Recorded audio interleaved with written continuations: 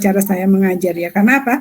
Rancop ini ya buat kalian semuanya, Rancop ini dasarnya adalah statistik, Abigail. Saya ingat kamu bisa ngerjain semuanya waktu itu ya. Berarti kamu nggak ada susah nih percobaan ini gitu ya. Kamu belajar rancangan percobaan ini nggak terlalu susah karena kamu udah biasa mengelompokkan populasi. Contoh ya, ingat-ingat ya, kamu ingat, saya itu ingat kamu gitu ya. Anda masih ingat sebelum kita masuk ke pokok bahasan dan sebagainya ya, kamu masih ingat nggak waktu itu saya suruh apa tentang populasi? Yang mencari foto di pasar itu bukan ya Bu? Kok kamu ingat ya foto di pasar? Setelah kamu dapat itu terus kamu apain itu? Populasinya kan? Kita kelompokkan kan? Iya Bu. Ya, oke. Kalau kamu bayangkan di dalam kelas ini, kamu bisa menjadi beberapa populasi nih kira-kira. Ini teman-teman kamu tuh kalau sama saya kan 36 orang yang hadir di sini ya. Berarti ada 35 mahasiswa termasuk kamu. Nah, ini namanya apa? Kelompok apa ini kelas ini? Kelompoknya kan jelas kelas ya. Ini namanya populasi mahasiswa kelas C, ya kan? Populasi itu terdiri dari apa? Lanjutkan Abigail. Kayak dulu Rancop, statistik. Loh ini dasarnya masalahnya. Nanti kamu berbicara itu nanti dari satu populasi itu ada berapa tanaman. Nanti Kintan tuh mau mempelajari satu populasi tanaman kacang tanah, dia mau membuat tata kelola irigasinya. Dia harus membuat tanaman ini penyerapannya berapa persen sih, misalnya airnya ke tanaman.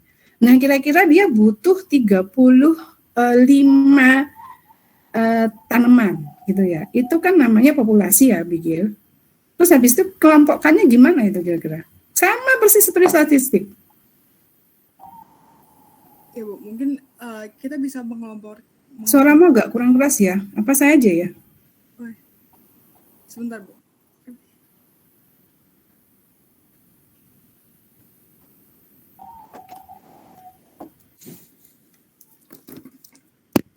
Apakah lebih jelas Bu? Lebih jelas ini. Baik Bu. Menurut saya kita dapat mengelompokkan berdasarkan karakteristik yang sama. Oke, sekarang maksudnya yang sama dengan 35 mahasiswa di sini gimana itu maksudnya? Kamu kelompokkan jadi apa kira-kira? Ada 2 komunitas di sini, laki-laki sama perempuan, kan gitu harusnya. Saya bantu tuh. Itu bisa Bu. Tadi pertama saya sempat kepikiran bisa dikelompokkan berdasarkan minat. Ukuran sepatu lagi. Minat yang sama. Kalau dulu udah statistik. Gak usah. Boleh sih, boleh nggak apa-apa. Ukuran sepatu boleh karena itu kan nanti akan dilihat. Ini yang bisa dihitung. Kayak misalnya Kintan ya. Kintan kira-kira kalau misalnya kamu mengambil air ya, melihat berapa jumlah air yang dibutuhkan oleh suatu tanaman tuh ukurannya apa berarti Kintan? Liter kan. Lihat air itu masuk ke tanaman tuh ukurannya apa berarti? Jadi kan jumlah air yang ada di tanaman itu kan yang bisa masuk ya, jumlah air baru. Nah, nanti itu Abigail, ini saya kasih kasusnya. Kintan tuh mau penelitian melihat jumlah air atau dia mau melihat jumlah katakanlah ini ya logam berat itu yang ada di akar itu berapa gitu kan. Dia pasti harus pakai rumus.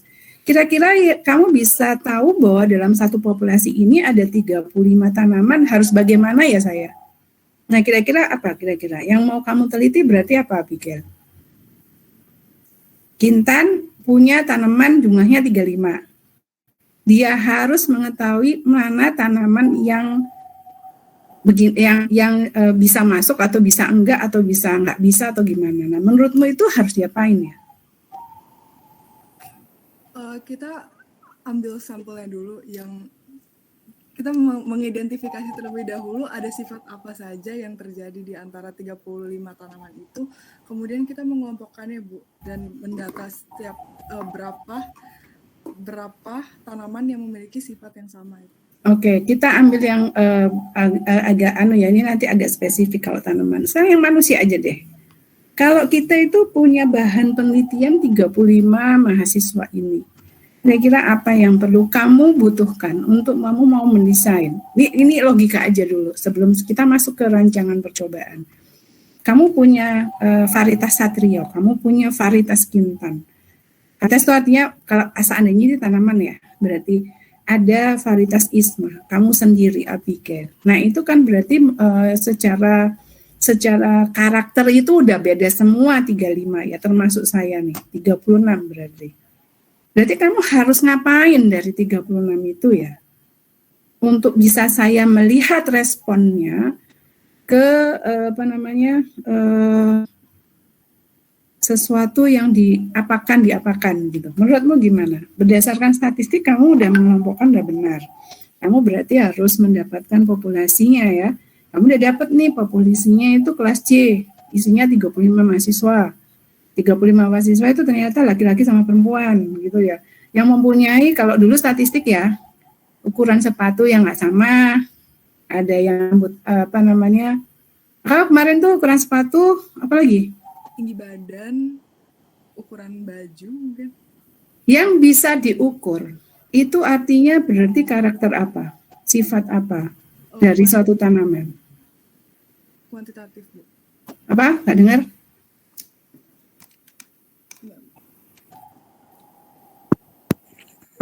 Sifat kuantitatif, Bu. Nah, kalau misalnya warna kulit, berarti? Kualitatif. Nah, berarti tanaman, jadi buat semuanya juga, jadi itu kenapa saya bilang itu dasar statistika, karena dalam merancang itu kita nggak boleh lepas dari materi genetiknya, materi penelitiannya apa misalnya. Jadi Anda harus tahu bahwa apa yang kamu amati, misalnya yang bisa diukur aja, Kintan tuh pasti akan melihat sesuatu yang bisa diukur, karena kan dia akan melihat respon tanaman itu terhadap penyerapan unsur hara atau mungkin logam berat di situ ya.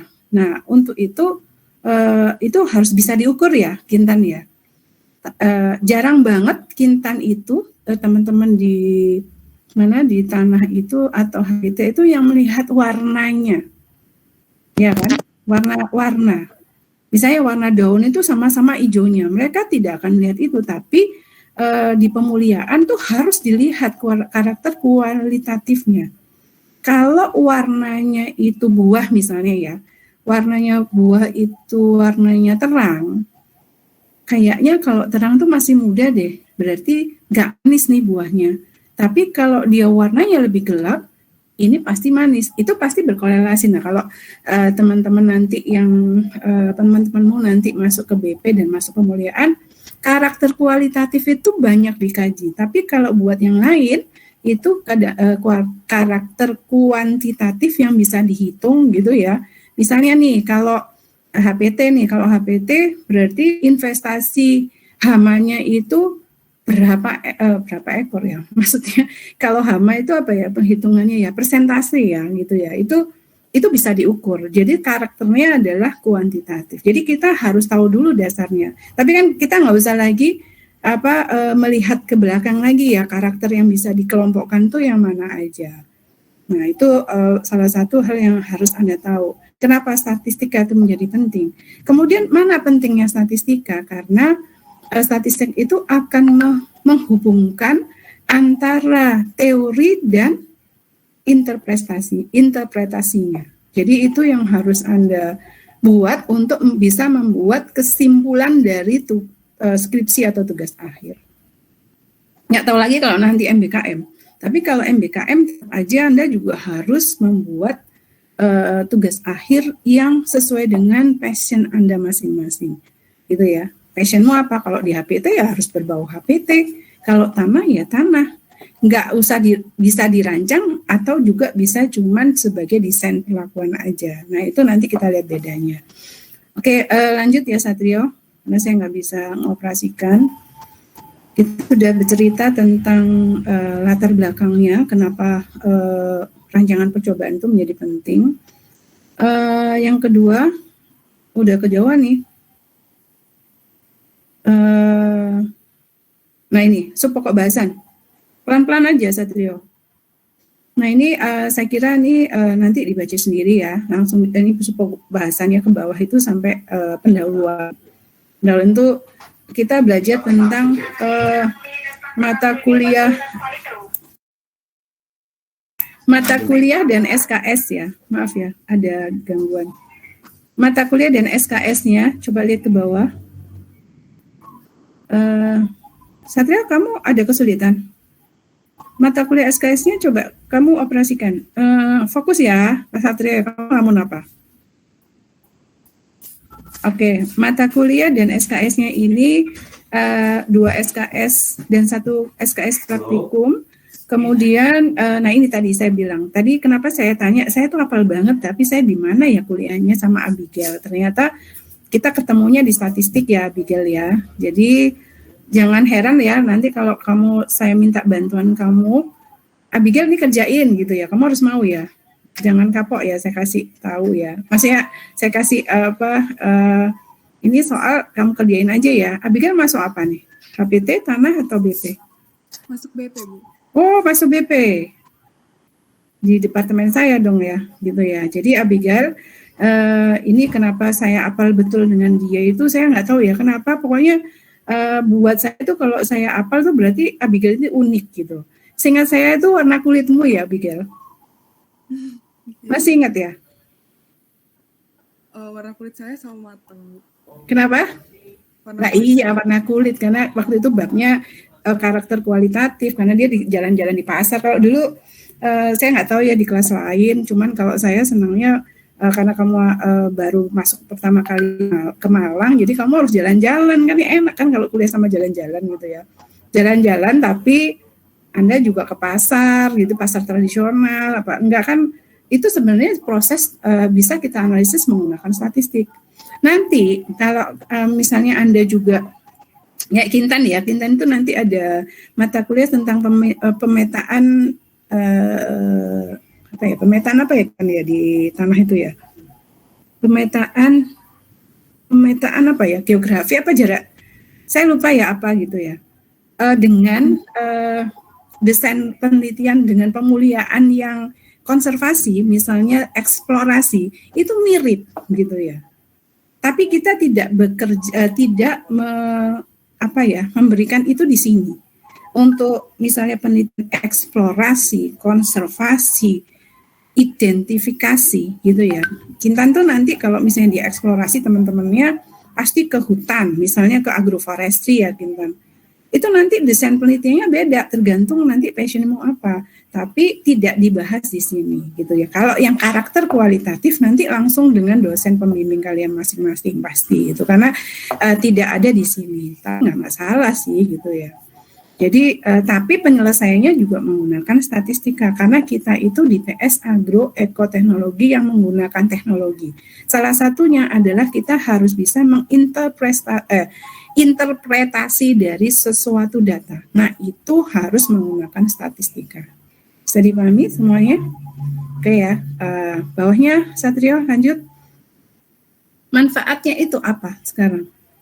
Manfaatnya itu sekarang dan nanti di dunia kerja. Kalau sekarang kita itu merancang, di dunia kerjanya nanti kita mengaplikasikan rancangan kita. Jadi ini itu nggak usah dihafal, nggak usah, tapi dipahami aja.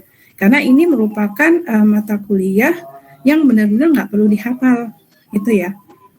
Itu yang penting buat saya. Jadi buatlah ini semenarik mungkin buat kalian gitu ya. Jadi kalau dulu statistika Abigail saya suruh jalan-jalan ke pasar gitu ya, sampai saya ingat bahwa di kelasnya itu sampai ditangkap satpam karena memfoto, nggak tahu ya saya kelasmu atau enggak, memfoto di mall, di apa itu di Matos itu namanya supermarketnya apa ya namanya itu, kan itu tidak boleh memfoto, melihat tatanan yang namanya apa jeruk itu ditata gitu, dia maksudnya memang untuk melihat itu, ternyata apa malah ditangkap sama satpam gitu ya. Nah seperti saya ingat itu gitu ya, saya ingat tapi bukan di kelasnya Abigail. Jadi karena itulah sebenarnya suatu proses statistika juga gitu ya. Nah itu merepresentasikan penelitian juga sebenarnya untuk melihat oh bedanya pasar sama mall itu apa sih buah-buahnya misalnya. Itu juga riset juga sebenarnya, sederhana gitu ya.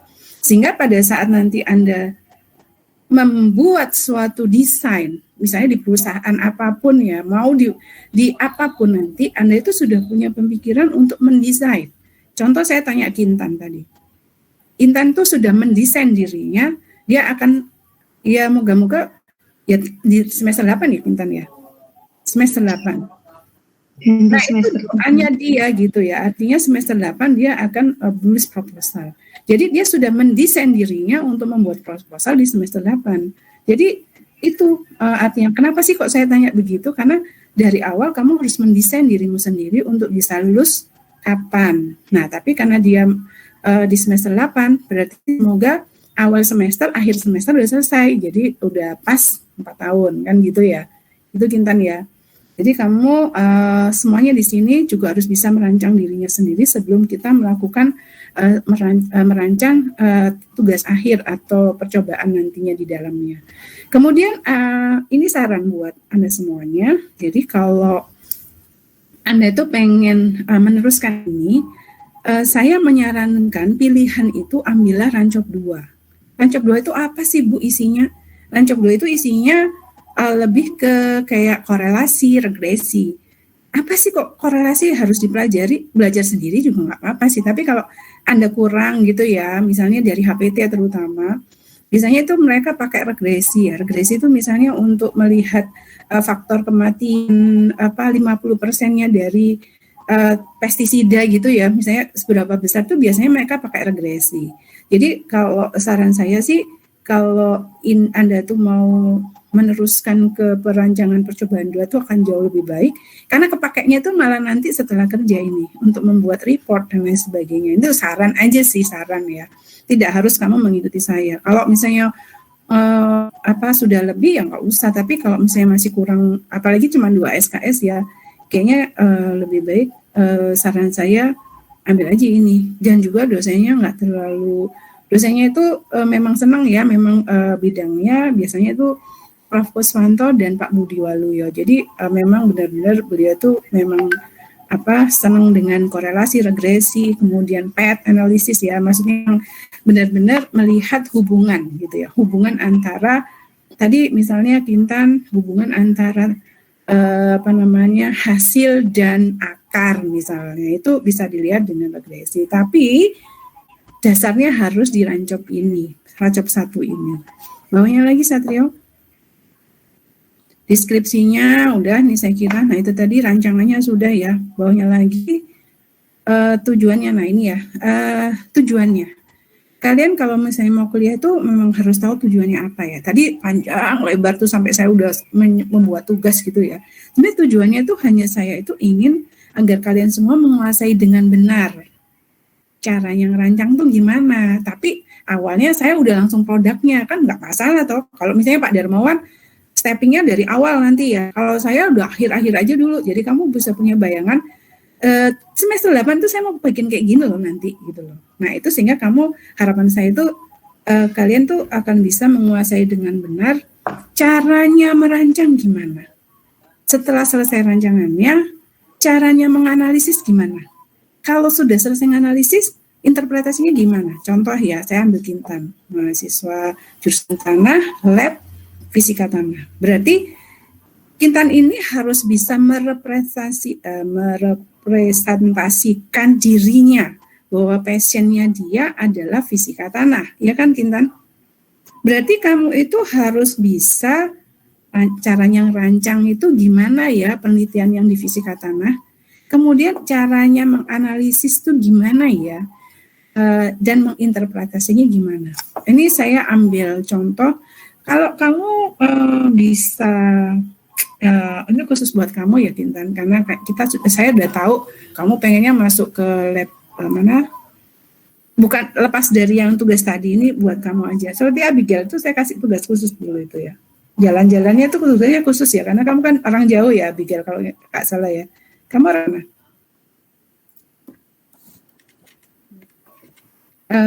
Jadi orang Tangerang Selatan, Bu. Orang mana? Tangerang Selatan. Nah ya pokoknya kan bukan orang Malang gitu ya, nggak pernah jalan-jalan gitu kan ya. Tugas dia dulu saya suruh ke pasar gitu ya, pasar tradisional ya, bukan mall ya gitu kan. Nah Kintan, tugas saya buat kamu itu lebih ke arah misalnya kamu coba lihat lab kamu itu, fisika tanah itu model penelitiannya kayak apa, rancangannya kayak apa sih gitu ya. Nggak harus dikumpulkan tapi saya tanya minggu depan ya. Jadi khusus buat kamu, karena ini kan contoh untuk tanah ya. Jadi akan lebih kita itu merepresentasikan nantinya itu kalau saya masuk itu nggak umum semuanya general, tapi mereka punya kayak sentuhan spesifik sendiri-sendiri yang beda antara tanah, HPT dan BP gitu ya. Kajiannya itu beda. Sama-sama penelitiannya tentang kacang tanah nih misalnya. Tapi Kintan itu akan melihat gimana cara penyerapannya dengan menggunakan rumus ini. Tapi kalau di BP dia akan melihat respon pupuknya misalnya. Ya tanamannya sama gitu ya. Atau mungkin di mana di HPT kondisi kalau dia penyakitan tuh gimana misalnya dengan tanaman yang sama. Fokusnya tetap tanaman tapi kajiannya itu berdasarkan lab kalian masing-masing. Nah, caranya itu sama, tapi pembahasannya ini yang penting. Cara kita menganalisis dan menginterpretasikan itu harus bisa mencerminkan kalian itu berasal dari mana. Bisa paham ya? Awalnya itu general, pakainya rancangan acak lengkap misalnya Kintan ya. Tapi nanti yang dibahas Abigail sama Kintan tuh beda gitu ya. Karena kan kamu dari fisika tanah. Kalau Abigail kan dari BP ya. BP ya tadi ya. Kamu masuk lab apa? Misalnya ini kan belum. Saya berencana masuk klimatologi sih, Bu. Nah, berarti kan dia membahas tentang lingkungannya. Oh iya ya, kalau gitu kalau misalnya suhunya itu kelembapannya tinggi, suhunya tinggi, berarti apa yang dikerjakan Kintan itu sebenarnya kalau kita itu harusnya integrated, tapi nggak bisa kan. Jadi untuk bisa mengambil sesuatu logam berat, itu berarti harus suhu sekian misalnya. Nah itu Abigail akan mengacunya ke sana. Tapi rancangannya sama, bisa dipahami semuanya? Jadi kemudian, tapi bedanya adalah di interpretasinya yang beda. Bisa dipahami semuanya? Oke. Ada pertanyaan dari sini sebelum saya lanjutkan? Nah ini, nanti semester 8, Kintan ini akan bisa menyusun sebuah rencana penelitian lengkap. Gitu ya? Bisa dipahami? Bisa dipahami? Oke. Ada pertanyaan Abigail maupun Intan? Kalian ada berasal dari dua jurusan yang beda. Nanti passionnya pasti beda. Passion itu minat ya. Minatnya itu akan beda gitu ya. Abigail itu nanti ke klimatologi, kalau Kintan ke lab fisika tanah ya. Itu tadi. Interpretasinya berarti harus mencerminkan kalian itu berasal dari mana. Walaupun rancangannya sama. Bisa dipahami? Nah, khusus untuk Intan, karena kamu dari dari jurusan tanah, coba cari ya jurnalnya. Nggak usah yang susah-susah, skripsinya yang, nggak tahu ya, kalau di tanah itu, mungkin bisa tanya ya sama kakak kelas tuh, kalau misalnya ini diterbitkan di mana, atau mungkin, soalnya kalau penelitian dosennya nanti, rancangannya susah gitu ya, susah kalau misalnya nanti kamu cari yang penelitiannya itu yang levelnya sama ya, artinya ini kan level sederhana ya, jadi kamu cari yang sederhana, coba tanya itu. Saya nggak tahu kalau di BP itu memang diwajibkan untuk menulis jurnal di produksi tanaman, tapi kalau di tanah saya nggak tahu kemana ya, karena setahu saya ada jurnalnya juga, cuman apakah mahasiswa diwajibkan untuk menulis apa tidak. Tapi Abigail nanti harus menulis itu. Kalau nggak dia nggak bisa yudisium, nggak bisa lulus dia gitu ya.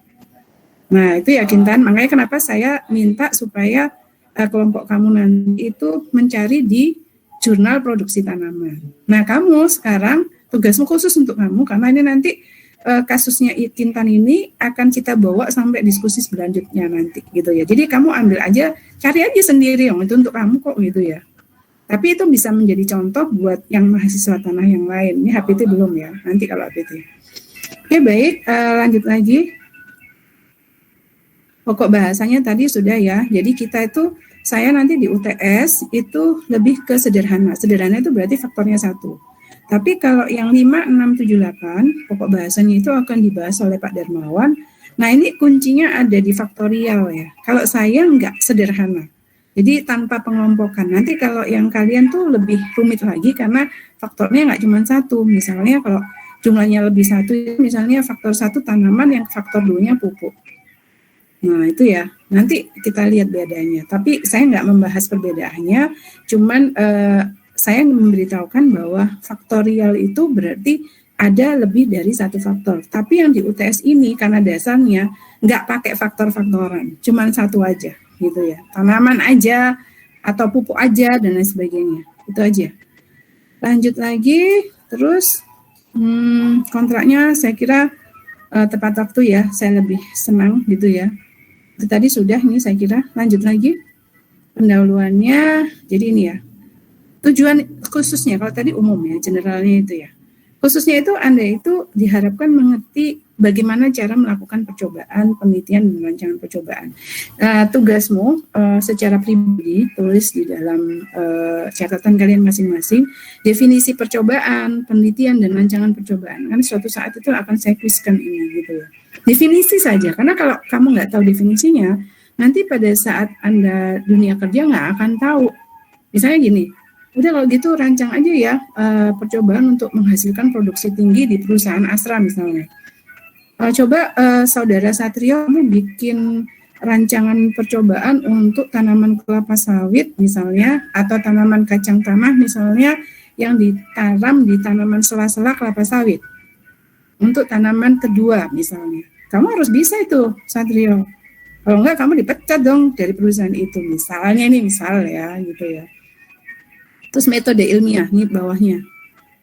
Bawahnya metode ilmiah, ini sudah ada, semuanya ada definisinya ya. Tapi ini nanti nggak tahu ya, metode ilmiah itu di semester berapa ya nanti ya. Jadi metode ilmiah itu sebenarnya adalah penerapan logika dan objektivitas. Makanya kenapa ada rancangan, itu supaya kita objektif, nggak subjektif. Kita nggak boleh subjektif. Misal ya, Satrio itu nanam tanaman tuh mempersiapkan dia punya 10 tanaman. Ternyata yang bagus-bagus itu nomor 1 sampai 5. Dia nggak boleh subjektif memilih udah yang tak pakai 1 sampai 5. Boleh dipakai 1 sampai 5, tapi dasarnya ada. Ya Satrio. Jadi kuliah ini itu mengarah ke nanti metode ilmiahnya. Anda itu harus mempunyai pemikiran, thinking logiknya itu adalah objektif ke siapa aja.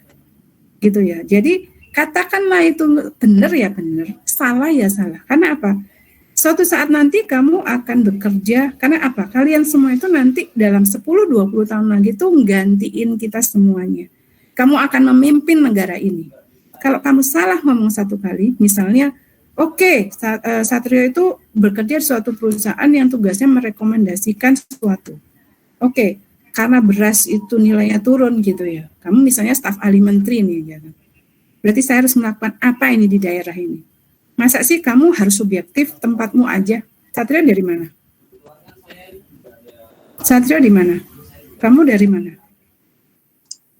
Cirebon, Bu. Oke, Cirebon. Buka lagi ya, jangan ditutup. Dari Cirebon. Masa sih kamu mempedulikan hanya Cirebon? Kamu kan ya harus lihat daerah Klaten itu ya perlu kan gitu ya. Nah untuk menuju situ kamu harus apa? Ya logik dan objektif. Makanya frame-nya itu adalah metode ilmiah. Kita punya metode untuk membuat sesuatu pemikiran kita bisa dibaca orang banyak. Nah, bagian yang penting itu adalah coba kamu poinnya itu di bawah yang ini saya baca ya. Sesuatu yang telah diketahui. Coba ini. Jadi bukti-bukti empiris. Nah, itu harus diketahui dulu. Kayak kemarin Abigail saya minta untuk kamu ke pasar deh Abigail. Masa kamu cuma ngomong doang gitu ya. Kamu ke pasar nih, capture itu apa yang ada di pasar tradisional. Nah, apa yang didapat dari Abigail? Dia bisa membuat suatu hipotesis ya, Abigail. Nggak diajarin yang kemarin, tapi dugaan sementara. Oh, ternyata kalau buah-buahan di pasar sama buah-buahan yang di mall itu beda kualitasnya. Cara naroknya juga beda, kemudian harganya juga beda. Berarti dia mempunyai dugaan bahwa oh ternyata kalau di mall itu lebih baik karena dia buah-buahannya itu sudah melalui proses seleksi dulu misalnya. Tapi kalau di pasar enggak. Kualitasnya enggak seperti yang di mall yang dibeli orang-orang yang punya duit banyak. Itu waktu itu ya, biar lihat saya kasih tugas itu. Tapi sebenarnya pelajarannya adalah saya memberikan dasar pada Abigail dan teman-temannya waktu itu untuk membuat suatu dugaan sementara. Nah, dugaan sementara ini menjadi sangat penting untuk membantu Satrio membuat suatu keputusan penting dalam analisisnya nanti. Bisa dipahami ya Satrio, kenapa itu tadi manfaatnya itu untuk setelah kamu selesai. Kamu akan diberikan bagaimana cara menerapkan logik dan objektivitas. Dan ini akan kamu lakukan di semester 7 atau 8.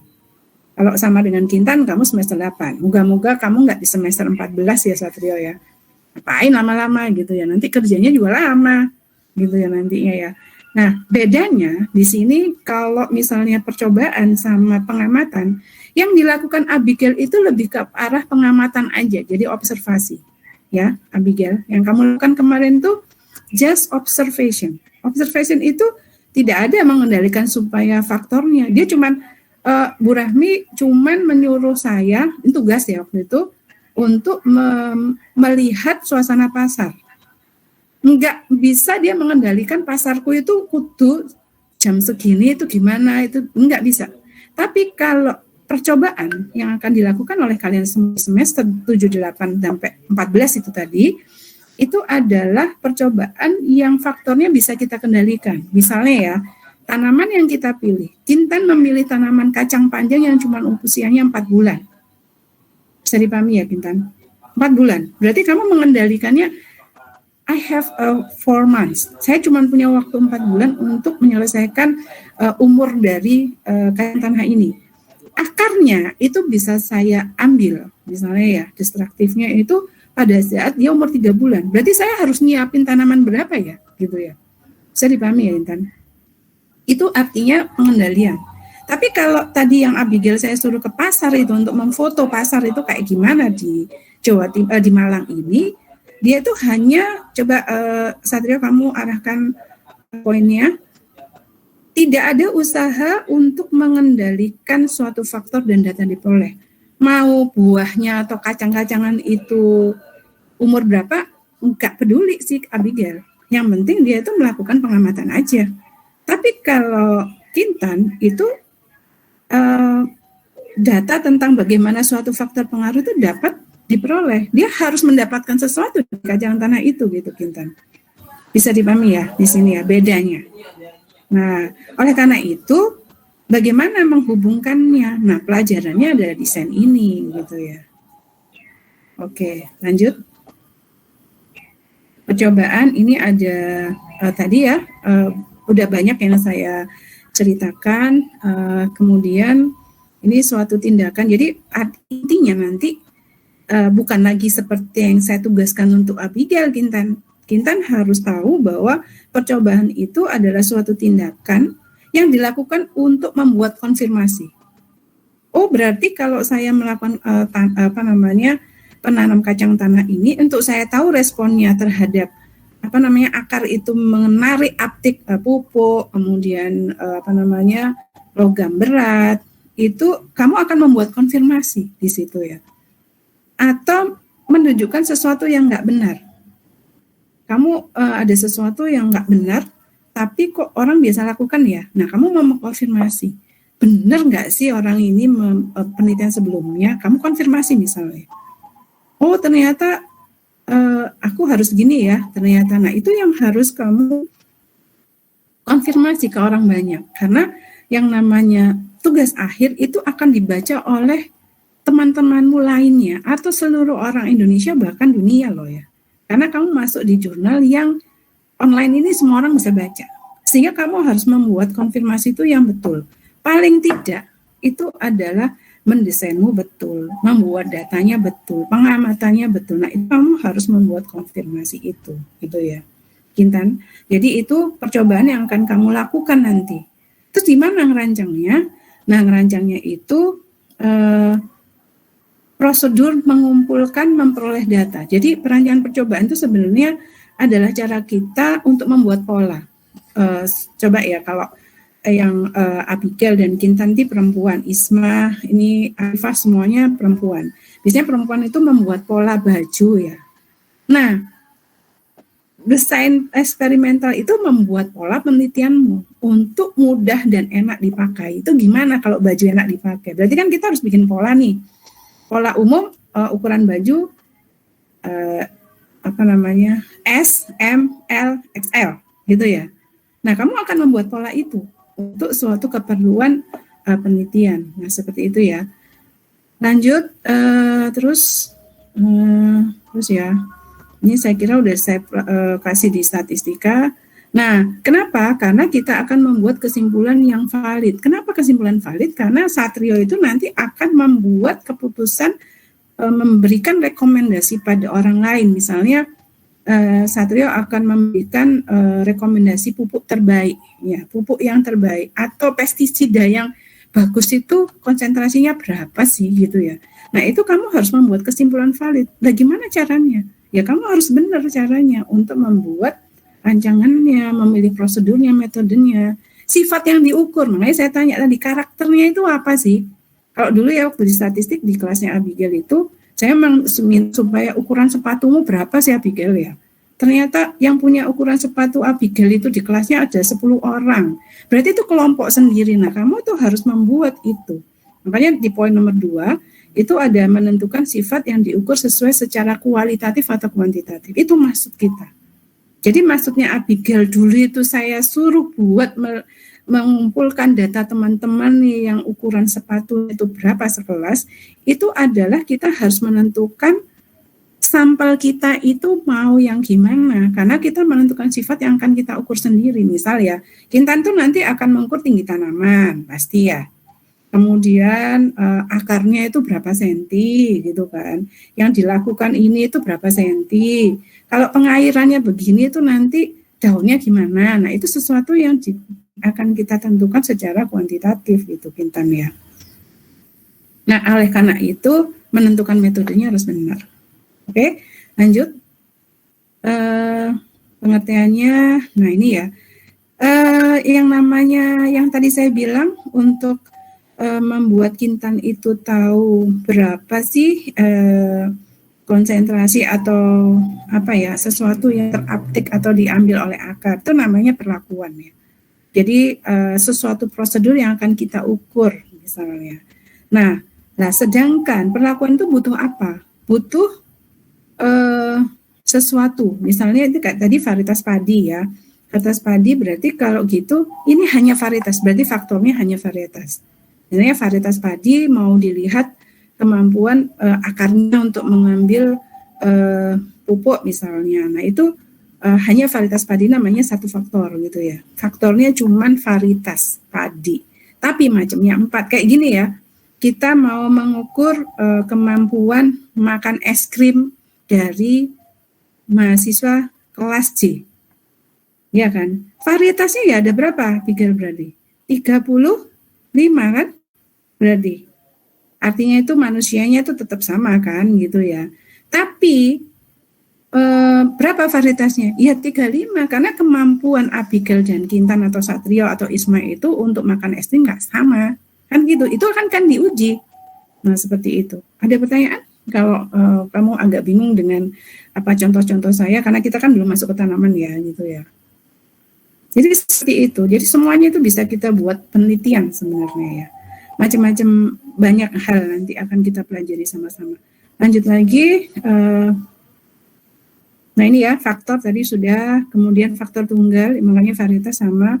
Nanti kamu baca lagi apa keterangan saya itu nanti ada di sini semuanya teorinya ya.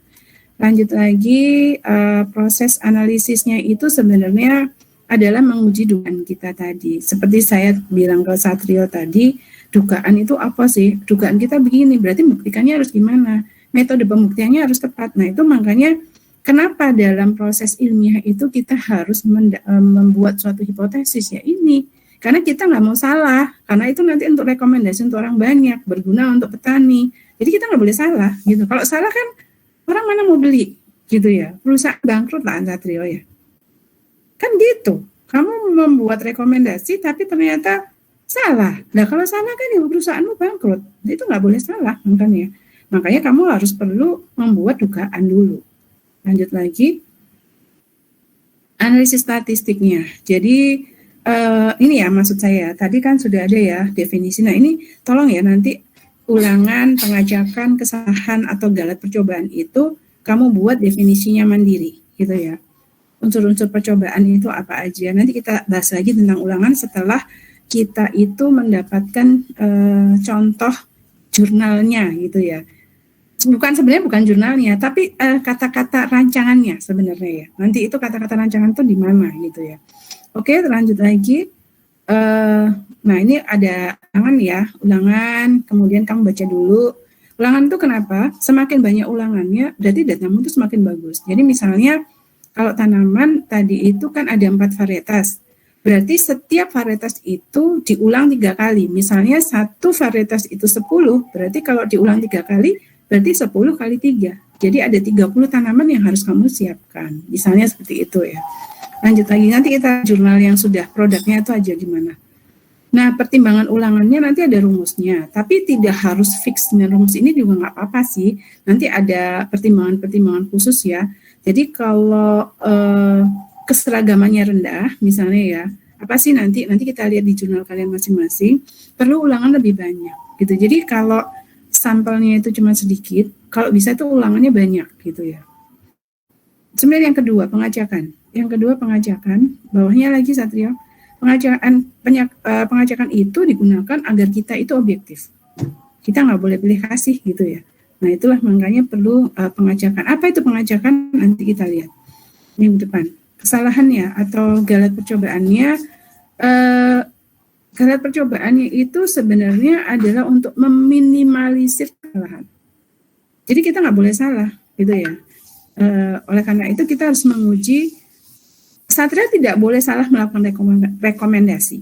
Berarti kalau Anda nanti akan melakukan suatu proses rekomendasi tersebut, kamu nggak boleh salah.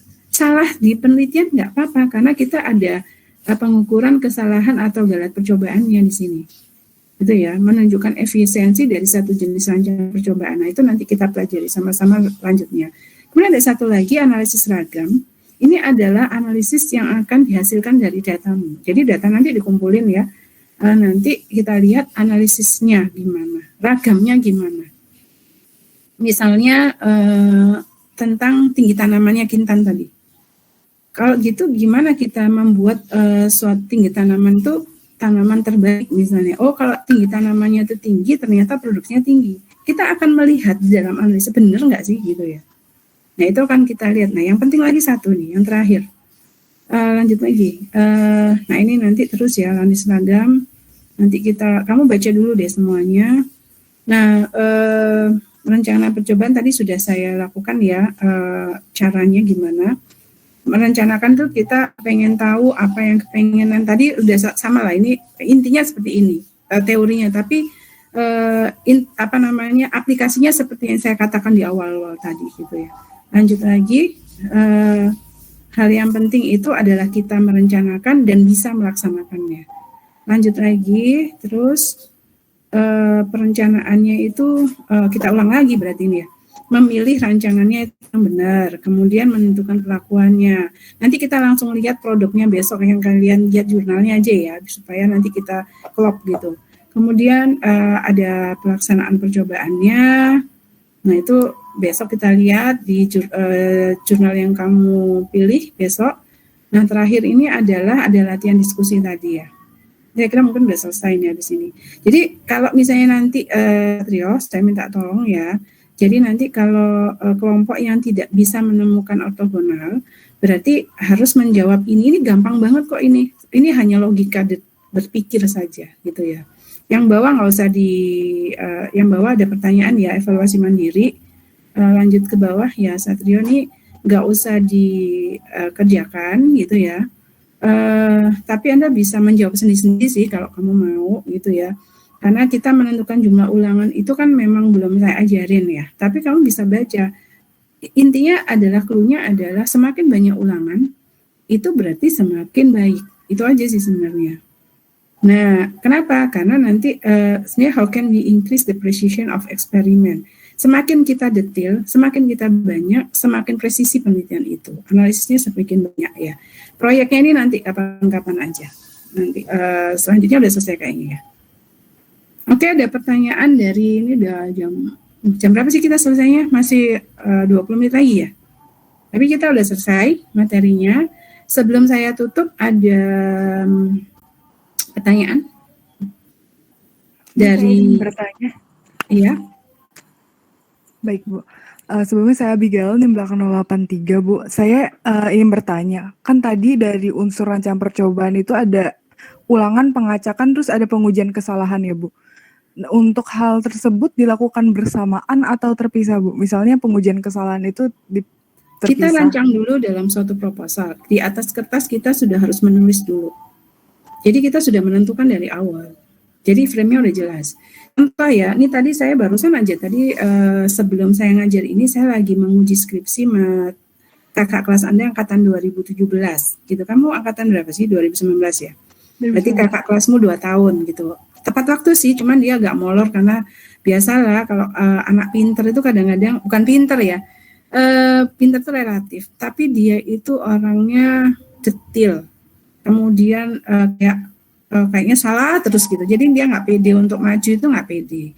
Nah itu dia itu melakukan penelitian dulunya rancangannya cak lengkap ya. Tapi setelah dia itu di lapang, dia belum melakukan penelitian ya. Tapi ternyata ada kejadian-kejadian tertentu yang menyebabkan dia itu harus berubah menjadi rancangan acak kelompok. Nah, berarti unsur-unsur percobaannya itu berubah juga gitu ya. Nah, itu nggak apa-apa selama kamu nggak nanam gitu loh. Tapi nanam pun kalau belum pengamatan yang terus, kamu ubah rancangannya juga nggak apa-apa kan, cuman geser-geser. Cuman nanti itu akan kita lihat. Jadi itu yang unsur-unsur percobaan tuh harus dipenuhi dulu pada saat Anda menulis dalam kertas. Jadi di proposal itu harus dipenuhi dulu. Kalau nggak, kamu nggak punya akar nanti. Makanya namanya desain itu, polanya itu harus nyaman di yang bikin. Kalau nggak nyaman, ya jangan diterusin, karena itu merupakan acuan dari seorang mahasiswa semester akhir yang mengerjakan tugas akhir untuk menentukan dia itu bisa melakukan penelitian enggak. Kalau enggak ya jangan. Kayak tadi ya mahasiswa yang kebetulan ini Pak Budi diuji oleh ketua labnya SDL, beda ya, beda lab. Nah, akhirnya pentingnya untuk mengetahui bahwa rancangannya itu sama secara general, tapi dari kacamata orang pemuliaan, misalnya ini kan karena di BP ya, dan kacamata di SDR itu beda, sehingga pertanyaannya itu komprehensif.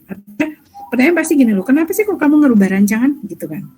Tapi kalau saya yang nanya, kenapa kok idiotipnya itu ciri-ciri dari tanaman yang tahan penyakit, karena tadi itu penelitiannya tentang ketahanan terhadap penyakit ya. Jadi idiotip tanaman yang tahan terhadap penyakit itu kayak gimana? Saya pasti akan nanya mekanismenya gimana ya ketahanan penyakit itu. Nah itu kan. Nah walaupun saya bukan orang HPT, tapi saya harus tahu itu gitu ya. Sehingga saya nggak usah tanya lagi rancangan karena saya tahu ternyata dia nggak bisa kalau dia di screenhouse. Saya udah bilang waktu itu saya pembahasnya proposalnya, bahwa dengan proposalmu kayak gini, kamu akan kesulitan karena greenhouse-nya itu arah mataharinya nggak sama. Jadi nggak mungkin homogen. Kamu kalau pakai rancangan acak lengkap, nanti itu malah nggak bisa bahas. Beneran, ternyata dia melihat bahwa kondisi cuacanya itu heterogen. Dia pasti harus cepat-cepat mengganti rancangan. Itu nggak apa-apa. Sudah dipresentasikan loh waktu seminar proposal, tapi karena terjadi sesuatu di lapang yang nggak diinginkan, dan unsur-unsur percobaannya itu karena dia udah punya arah, dia mau ganti mau ganti rancangan itu nggak susah berarti. Karena unsur percobaannya itu mengikuti, misalnya rancangan acak lengkap nih, unsur percobaannya itu paketnya ini. Kalau dia merubah menjadi rancangan acak kelompok atau rancangan bujur saka Latin, unsur percobaan paketnya itu ini. Jadi nggak apa-apa, ngikutin aja sih gitu ya. Bisa dipahami ya? Oke. Iya Bu, dapat dipahami. Ya, itu ya. Terima Jadi, kasih, Bu. ya, jadi nanti kita banyak latihan, makanya baca dulu sebelum minggu depan kita rancangan ajak lengkap ya. Jadi kamu baca dulu baik-baik. Saya nggak terlalu harus menjelaskan banyak, gitu ya. Yang penting-penting aja nanti saya jelasin gitu ya. Baik, kalau nggak ada pertanyaan, saya buka pertanyaan satu aja tentang tugas. Satrio, kamu nggak ada pertanyaan karena kamu yang saya minta untuk mengkoordinasi pembagian kelompok itu atau gimana? Nggak ada. Kalau nggak ada, izin bertanya Bu. iya apa? Itu kan nyari jurnalnya setiap kelompok satu ya Bu. Iya, satu aja. Terus meng-highlight itu apa rancangan percobaannya itu perlu di wordin apa nanti didiskusin aja Bu? Di wordin dulu, jadi kamu nanti sharing dulu, itu kan download bisa. Jadi Juicy Journal itu nanti bisa di sharing dulu. Oh, kalau penelitian rancangan ajak lengkap tuh gini gitu ya. Kalau yang itu begini, modelnya tuh begini. Saya akan memasukkan yang tadi ditanya Bigel, unsur-unsur percobaannya itu apa sih? Yang namanya D itu penelitian begini itu gimana sih? Misalnya seperti itu. Khusus untuk Kintan tuh akan beda. Karena kan dia nggak di jurnal produksi tanaman pasti gitu ya. Itu aja. Kamu nggak usah ngurusin Kintan. Kalau Kintan langsung sama saya. Kalau kamu yang urusin teman-teman kamu aja. Tapi maksud saya, walaupun satu kelompok, nanti kelompokmu itu harus mempunyai teman yang lain ya, gitu ya. Bisa dipahami ya, Satrio? Dipahami Bu. Terima kasih Bu. Kalau tidak ada, walaupun mungkin kita masih lama ya, 15 menit lagi, tapi materinya kan udah selesai. Saya kira saya cukup sekian ya. Soalnya jam 12 saya mau ada rapat nih soalnya. Gak apa ya. Saya tutup. Wassalamualaikum warahmatullahi wabarakatuh. Sampai ketemu minggu depan.